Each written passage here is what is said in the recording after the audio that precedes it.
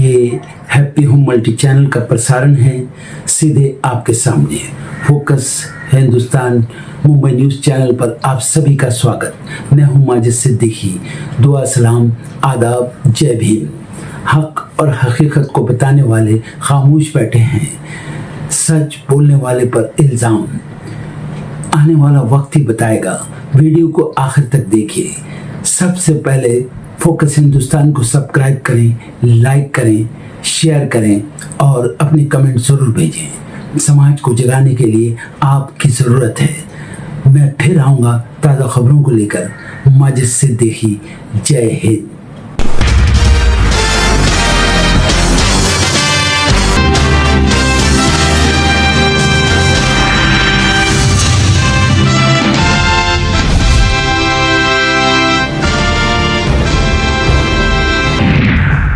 पश्चिम बंगाल की पूर्व मुख्यमंत्री ममता बनर्जी का बड़ा बयान, कहा जिन्हें जाना है वो पार्टी छोड़ने के लिए स्वतंत्र, मैं फिर से टीएमसी को खड़ा करूंगी। तमिलनाडु के मुख्यमंत्री विजय जल्द कर सकते हैं 9 सदस्यीय मंत्रिमंडल का विस्तार, कांग्रेस के 2 मंत्रियों को भी टीवी की सरकार में किया जाएगा शामिल। आज से शुरू जनगणना 2026 का अहम चरण, 14 जून तक चलेगा मकान सूचीकरण का अभियान। प्रगणक घर घर जाकर जुटाएंगे सुविधाओं और जीवन स्तर का डेटा। युवाओं और रोजगार के मुद्दे पर आज कांग्रेस कर सकती है बड़ा ऐलान, जीतू पटवारी पेश करेंगे आंदोलन की रूपरेखा। मध्य प्रदेश के धार भोजशाला में पूजा शुरू करने पहुंचे श्रद्धालु, बीते दिन हाई कोर्ट ने भोजशाला को माना मंदिर, परिसर में की गई कड़ी सुरक्षा। आज सिक्किम दौरे पर रहेंगे उपराष्ट्रपति सीपी राधाकृष्णन, गंगटॉक में सिक्किम राज्य स्थापना दिवस समारोह में होंगे मुख्य अतिथि। 2 दिवसीय गुजरात दौरे पर गृह मंत्री अमित शाह अहमदाबाद में नवनिर्वाचित पार्षदों के साथ करेंगे बैठक, मिशन 5 मिलियन ट्री और विकास कार्यों की करेंगे समीक्षा। मनी लॉन्ड्रिंग मामले में घिरे पंजाब के कैबिनेट मंत्री संजीव अरोड़ा की आज कोर्ट में होगी पेशी, 7 दिन की ईडी रिमांड खत्म होने के बाद गुरुग्राम की विशेष अदालत में होंगे हाजिर। फर्जी जीएसटी लेन देन मामले में एजेंसी करेगी आगे की रिमांड की मांग। शिवसेना चुनाव चिन्ह विवाद पर सुप्रीम कोर्ट सख्त, नेताओं को लगाई फटकार, कहा गैर जिम्मेदार बयानों से बचें। महाराष्ट्र में 96 आईपीएस अधिकारियों के हुए तबादले, गृह विभाग ने जारी की 5 अलग अलग सूचियों में डीसीपी, एडिशनल सीपी और ज्वाइंट सीपी रैंक के वरिष्ठ अधिकारियों के नाम हैं शामिल। चीन दौरे को लेकर आया अमेरिकी राष्ट्रपति डोनाल्ड ट्रंप का बयान, चीनी राष्ट्रपति जिनपिंग से मुलाकात को बताया G2 मोमेंट, कहा इतिहास में इसे बहुत अहम पल के तौर पर किया जाएगा याद। पाकिस्तान पर एहसान है ईरान के साथ हमारा सीजफायर, अमेरिकी राष्ट्रपति ट्रंप ने खरी खरी सुनाई, फिलहाल ईरान पर नए हमले की योजना से किया इनकार। ईरान ने भारत से की चाबहार पोर्ट में निवेश जारी रखने की अपील, विदेश मंत्री अरागची ने भारत, सेंट्रल एशिया और यूरोप के लिए परियोजना को बताया बेहद अहम, अमेरिका के प्रतिबंधों का भी किया जिक्र। इजराइल लेबनान में 45 दिनों के लिए बड़ा सीज फायर, अमेरिकी मध्यस्थता में हुआ बड़ा फैसला, सीमा सुरक्षा, सैन्य गतिविधियों और क्षेत्रीय स्थिरता पर आगे होगी बातचीत। बहरीन शाह सरकार को सुप्रीम कोर्ट से झटका, भारत से 100 रुपए के सामान पर टैक्स लगाने के आदेश पर लगी रोक, नेपाली जनता ने किया था फैसले का विरोध। भारत में 6 माह के उच्च स्तर पर पहुंची बेरोजगारी दर, मार्च में 5.1% से अप्रैल में 5.2% तक पहुंची, सरकार ने जारी किए श्रम बल सर्वेक्षण के आंकड़े। टाटा ट्रस्ट की बैठक स्थगित, महाराष्ट्र स्टेट चैरिटी कमिश्नर ने कहा शिकायत में गंभीर मुद्दे, कंपनी बोली चैरिटी आयुक्त का आदेश एक तरफा। सरकार ने पेट्रोल के निर्यात पर लगाया 3 रुपए का विशेष अतिरिक्त उत्पाद शुल्क, डीजल के निर्यात शुल्क को 23 रुपए से घटाकर 16.5 रुपए किया। UIDAI का बड़ा फैसला, जून महीने से बंद हो जाएगा पुराना आधार ऐप, लोगों को नए ऐप का इस्तेमाल करने की दी सलाह, ऐप को पहचान की सत्यापन के लिए आसानी से किया जा सकता है पेश। एप्पल पर भारतीय प्रतिस्पर्धा आयोग यानी CCI कसेगा शिकंजा, वैश्विक टर्नओवर के बजाय अब भारत के राजस्व पर मांगा जवाब, दिल्ली हाई कोर्ट ने 15 जुलाई तक अंतिम आदेश पर लगाई है रोक। नमस्कार जी, आज 16 मई राष्ट्रीय डेंगू दिवस है। बरसात और गर्मी के मौसम में डेंगू तेजी से फैलता है, इसलिए घर के आसपास पानी जमा न होने दें, पूरी बाजू के कपड़े पहनें और मच्छरों से बचाव जरूर करें। थोड़ी सी सावधानी आप और आपके परिवार को सुरक्षित रख सकती है। ये जानकारी अपने परिवार और दोस्तों तक जरूर शेयर करें, क्योंकि आपका एक शेयर किसी की जान बचा सकता है।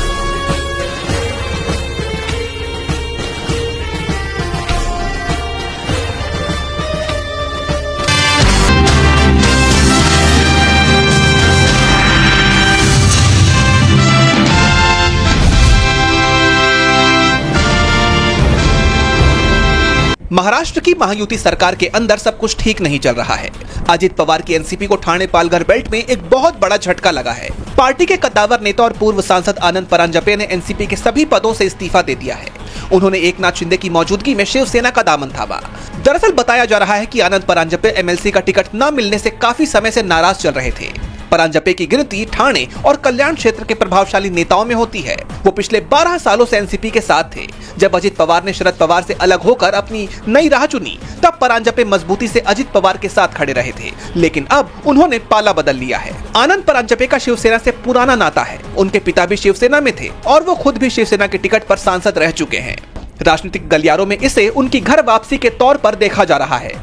अपने इस्तीफे में उन्होंने पार्टी की जिम्मेदारियों के लिए आभार जताया। उन्होंने कहा कि वो अपनी राजनीतिक यात्रा में अब एक नया रास्ता चुन रहे हैं। लेकिन अजित पवार गुट के लिए ये खबर किसी बड़े झटके से कम नहीं है। हाल ही में एनसीपी की कार्यकारिणी सूची को लेकर भी पार्टी के भीतर विवाद देखने को मिला था। अब गठबंधन के भीतर ही एक दल के बड़े नेता का दूसरे दल में जाना महायुति की एकता पर सवाल खड़े कर रहा है। ठाणे एकनाथ शिंदे का गढ़ माना जाता है। वहाँ परांजपे का जाना अजित पवार की एनसीपी की पकड़ को कमजोर कर सकता है।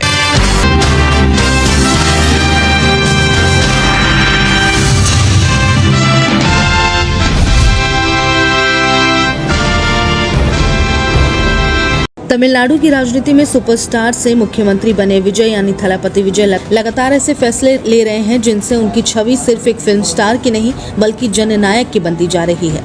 मुख्यमंत्री बनने के बाद विजय ने सबसे पहले उन मुद्दों पर अपना रुख साफ किया जिन पर पिछली सरकारें विवादों में घिरी हैं। इनमें सबसे बड़ा मामला रहा सनातन धर्म पर दिया गया विवादित बयान।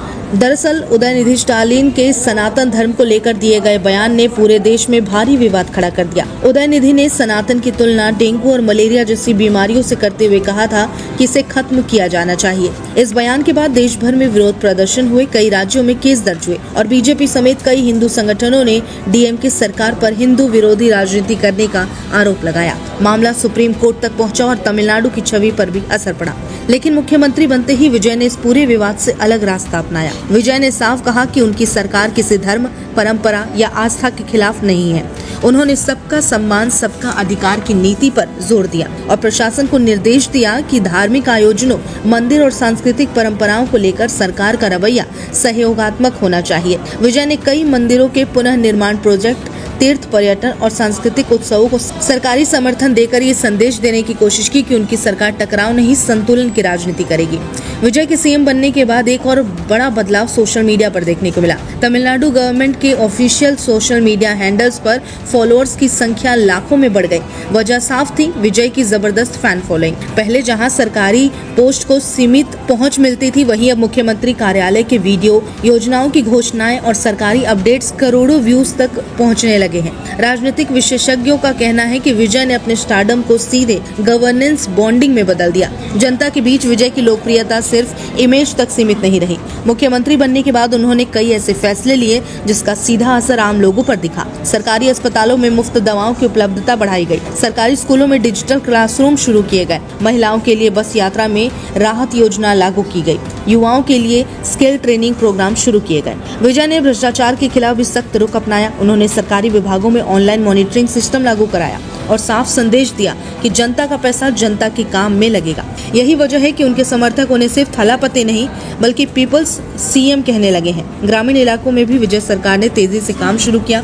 किसानों के लिए बिजली सब्सिडी, सिंचाई योजना, गांवों में हेल्थ कैंप लगाए गए। कई जगहों पर बंद पड़ी परियोजनाओं को दोबारा शुरू किया गया। विजय खुद अचानक सरकारी अस्पतालों, स्कूलों और राहत शिविरों का निरीक्षण करते नजर आए, जिससे उनकी ग्राउंड कनेक्ट नेता वाली छवि मजबूत हुई।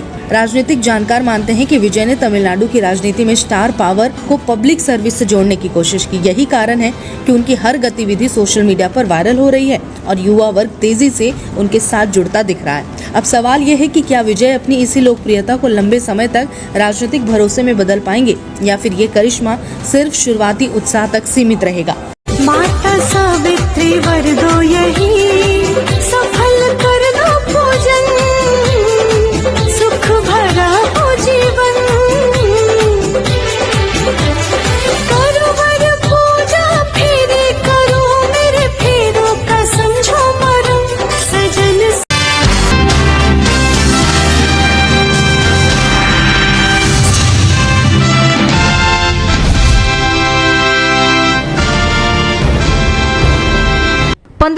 पेट्रोल और डीजल के दामों में 3 रुपए प्रति लीटर की बढ़ोतरी की गई। सरकार और तेल कंपनियों ने इसका कारण अंतर्राष्ट्रीय बाजार में कच्चे तेल की बढ़ती कीमतों और पश्चिम एशिया में जारी तनाव को बताया। लेकिन सवाल ये उठ रहे हैं कि जब देश में ईंधन संकट मंडरा रहा था तब विपक्ष चिल्ला चिल्ला कर सरकार से जवाब मांग रहा था, लेकिन बीजेपी सरकार ने चुप्पी साधी हुई थी और अब जनता को सरकार ने बड़ा झटका दे दिया है, जिसे लेकर विपक्ष का गुस्सा फूट पड़ा है। इसी कड़ी में टीएमसी नेता सागरिका घोष ने पीएम मोदी पर निशाना साधते हुए एक्स पर पोस्ट किया। पीएम मोदी की अर्थशास्त्र की रणनीति, जब कच्चे तेल की वैश्विक कीमतें कम थी तो इसका लाभ उपभोक्ताओं तक नहीं पहुंचाया गया। चुनाव के दौरान ऊर्जा संकट पर एक शब्द भी नहीं कहा गया। चुनाव खत्म होते ही ईंधन की कीमतें बढ़ा दी गई। इस बीच फ्रीक्वेंट फ्लायर पीएम मोदी ठंडे मौसम वाले विदेशी पर्यटन स्थलों पर छुट्टी मनाने निकल गए। जनता प्रेम, प्रधानमंत्री मस्त। जैसे आप जानते हैं कि पीएम मोदी 5 देशों की यात्रा पर हैं। इसमें यूएई, नीदरलैंड, स्वीडन, नॉर्वे और इटली शामिल है। हाल ही में उन्होंने जनता से अपील की थी, सोना ना खरीदें, पेट्रोल डीजल की बचत करें, वर्क फ्रॉम होम करें और विदेश यात्रा ना करें। उनकी इसी अपील को लेकर सागरिका घोष ने तंज कसा है, क्योंकि उनकी अपील उनके एक्शन से बिल्कुल अलग है।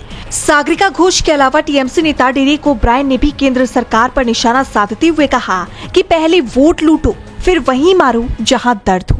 आप सभी सुहागिनों को बट सावित्री व्रत की हार्दिक शुभकामनाएं। शनिदेव की कृपा आप पर बनी रहे। मुझे मेरा ही वर चाहिए, पति परमेश्वर के सिवा मुझको ना परमेश्वर चाहिए। पति परमेश्वर के सिवा मुझको ना परमेश्वर चाहिए।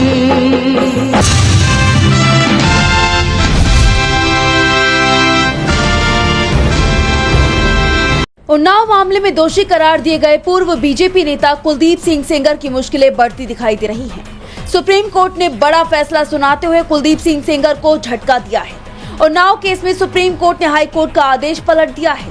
सीजे सूर्यकांत और जस्टिस जॉय माल्या बागची की बेंच ने दिल्ली हाई कोर्ट के उस फैसले को रद्द कर दिया जिसमें सेंगर की उम्रकैद की सजा को निलंबित कर दिया गया था।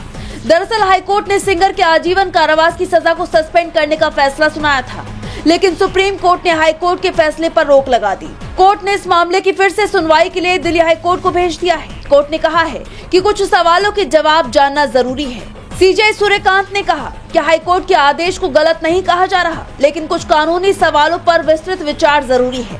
सुप्रीम कोर्ट ने साफ किया कि उसने मामले के मेरिट पर कोई राय नहीं दी है। इसके साथ ही सुप्रीम कोर्ट ने सीबीआई की अपील को स्वीकार करते हुए हाई कोर्ट से कहा है कि अपील पर संभव हो तो गर्मी की छुट्टियों से पहले और 3 महीने के अंदर सुनवाई पूरी की जाए, फैसला सुनाया जाए और अगर मुख्य अपील जल्द नहीं सुनी जा सके तो सजा निलंबन की अर्जी पर नया आदेश पारित किया जाए। बता दें कि इससे पहले 2025 में दिल्ली हाई कोर्ट ने इस मामले में उम्र कैद की सजा काट रहे सेंगर को जमानत पर रिहा करने का आदेश दिया था। इस फैसले पर पीड़िता ने निराशा जाहिर की थी। लोगों में आक्रोश देखने को मिला। सड़कों पर उतरकर लोगों ने इंसाफ की मांग की, जिसके बाद सीबीआई ने सुप्रीम कोर्ट का रुख किया था और अब इस मामले में कोर्ट ने कड़ा रुख अपनाया है।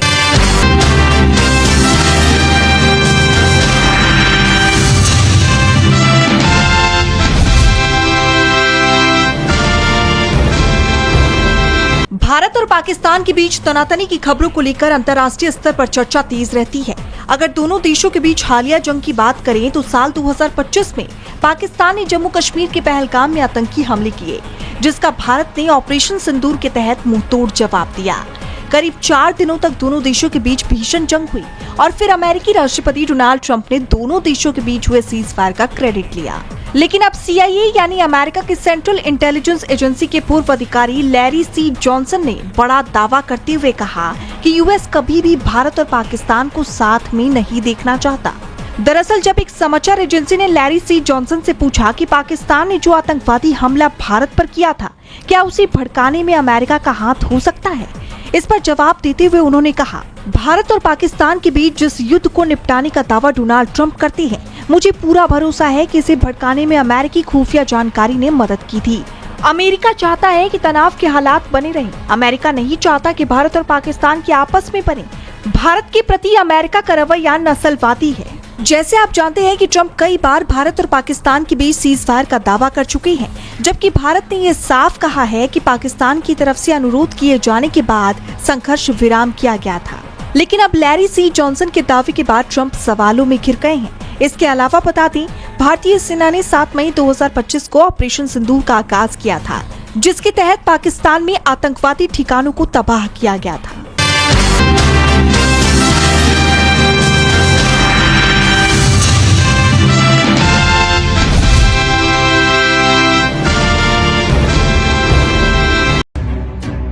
वाराणसी के चर्चित गंगा नाव इफ्तार पार्टी मामले में इलाहाबाद हाईकोर्ट ने बड़ा फैसला देते हुए 14 में से 8 आरोपियों को जमानत दे दी।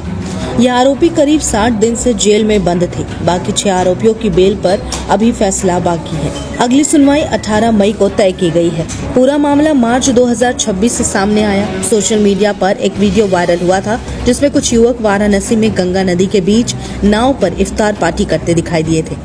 आरोप लगा कि पार्टी में चिकन बिरयानी खाई गई और उसका बचा हुआ कचरा और हड्डियां गंगा में फेंकी गई। वीडियो 80 घाट से नमो घाट के बीच का बताया गया। इस घटना को लेकर धार्मिक भावनाएं आहत होने और गंगा को प्रदूषित करने का आरोप लगाया गया। इसके बाद भारतीय जनता युवा मोर्चा के जिला अध्यक्ष रजत जायसवाल ने 16 मार्च को शिकायत दर्ज कराई। शिकायत के आधार पर वाराणसी पुलिस ने 17 मार्च को कार्रवाई करते हुए कुल 14 लोगों को गिरफ्तार किया था। आरोपियों पर बीएनएस की कई धाराएं लगाई गई, जिनमें धार्मिक भावनाएं भड़काने, सार्वजनिक जल स्रोत को गंदा करने, पूजा स्थल का अपमान करने और प्रदूषण फैलाने जैसी धाराएं शामिल थी। साथ ही water prevention and control of pollution act की धारा 24 भी लगाई गई। जिन 8 आरोपियों को हाईकोर्ट से बेल मिली, उनमें मोहम्मद आजाद अली, मोहम्मद तहसीम, निहाल अफरीदी, मोहम्मद तौसिफ, मोहम्मद अनस, मोहम्मद समीर, मोहम्मद अहमद रजा और मोहम्मद फैजान के नाम शामिल बताए गए। कुछ रिपोर्ट्स में दानिश सैफी, आमिर कैफी और नूरुल इस्लाम का भी जिक्र है, क्योंकि अलग अलग याचिकाओं पर अलग अलग बेंचों में सुनवाई हुई। इन आरोपियों की जमानत याचिका पहले वाराणसी की सीजेएम कोर्ट और फिर सेशन कोर्ट ने खारिज कर दी। इसके बाद मामला हाईकोर्ट पहुंचा। हाईकोर्ट की अलग अलग बेंचों जस्टिस राजीव लोचन शुक्ला और जस्टिस जितेंद्र कुमार सिन्हा ने सुनवाई के बाद 8 लोगों को राहत दी।